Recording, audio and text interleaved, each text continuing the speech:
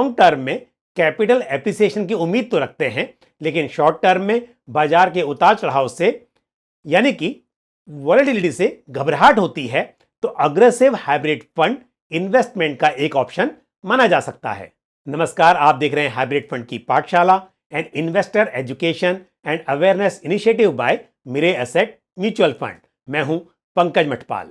आज इस सेशन में हम बात करेंगे हाइब्रिड फंड की एक और कैटेगरी की, जो कहलाती है अग्रेसिव हाइब्रिड फंड। एक अग्रेसिव हाइब्रिड फंड इन्वेस्टर्स को डाइवर्सिफिकेशन प्रोवाइड करते हुए ग्रोथ और स्टेबिलिटी के बीच बैलेंस बनाने की कोशिश करता है। एज पर रेगुलेशन इस कैटेगरी के फंड्स अपने टोटल एसेट का 65% टू 80% तक इक्विटी और इक्विटी रिलेटेड इंस्ट्रूमेंट्स में एलोकेट करते हैं और 20% से 35% तक डेट इंस्ट्रूमेंट्स में एलोकेट करते हैं। इस तरह के एलोकेशन का उद्देश्य ग्रोथ पोटेंशियल के साथ साथ पोर्टफोलियो को स्टेबिलिटी भी प्रोवाइड करना है। एक अग्रेसिव हाइब्रिड फंड से उम्मीद की जाती है कि जब इक्विटी मार्केट में तेजी हो, तब फंड में इक्विटी पोर्शन रिटर्न्स जनरेट करने में मदद कर पाए और गिरावट के दौर में डेट पोर्शन इन्वेस्टमेंट पोर्टफोलियो को कुशन प्रोवाइड करे। अगर आप इक्विटी मार्केट में पार्टिसिपेट करना चाहते हैं, लेकिन एक प्योर इक्विटी फंड में इन्वेस्ट करने से हिचकिचाते हैं, तो एक अग्रेसिव हाइब्रिड फंड कैटेगरी की स्कीम आपके लिए सुटेबल ऑप्शन हो सकती है।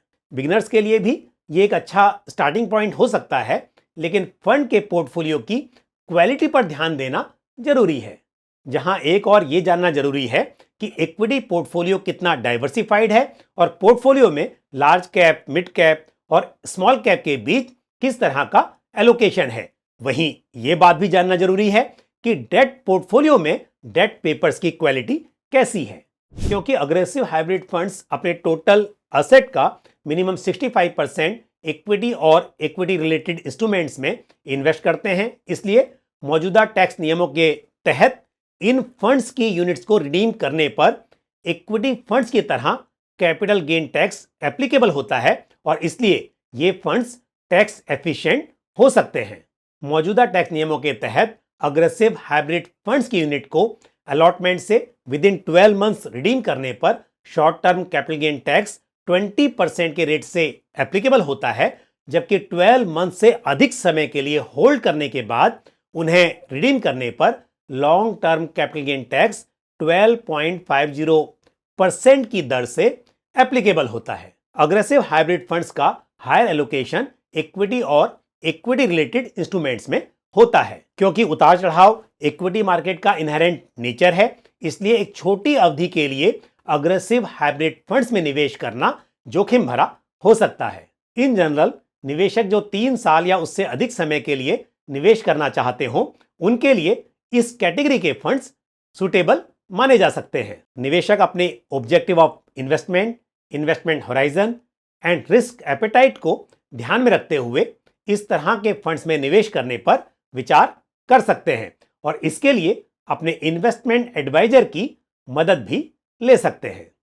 तो ये थी कुछ जानकारी अग्रेसिव हाइब्रिड फंड की कैटेगरी के बारे में। मुझे उम्मीद है ये जानकारी आपको पसंद आई होगी। यदि इससे जुड़ा हुआ आपका कोई भी सवाल या सुझाव हो तो आप कमेंट बॉक्स में पोस्ट कर सकते हैं। आज के लिए बस इतना ही। मुझे दीजिए इजाजत। हाइब्रिड फंड की पाठशाला के अगले एपिसोड में फिर किसी इंपॉर्टेंट टॉपिक के साथ आपसे होगी मुलाकात। नमस्कार।